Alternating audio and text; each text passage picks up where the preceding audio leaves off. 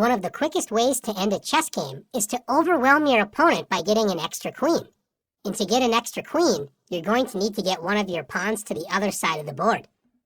Like this. And in order to do that, you're going to need what is called a passed pawn. A passed pawn is one that has a straight shot to the other side of the board without bumping into another pawn or being able to be captured by another pawn. The pawn has passed all the other pawn obstacles. Look at the pawn on f5. Is this a passed pawn?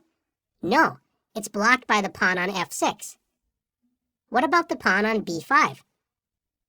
That's right, it's not blocked by any pawns and cannot be captured by another pawn as it advances up the board, so it's a passed pawn.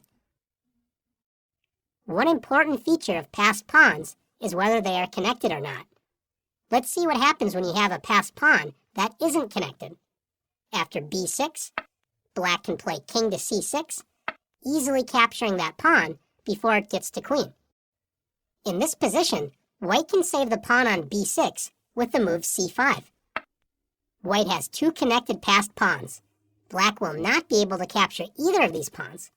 Notice if black tries to take the pawn on c5, the other pawn runs up the board and promotes into a queen.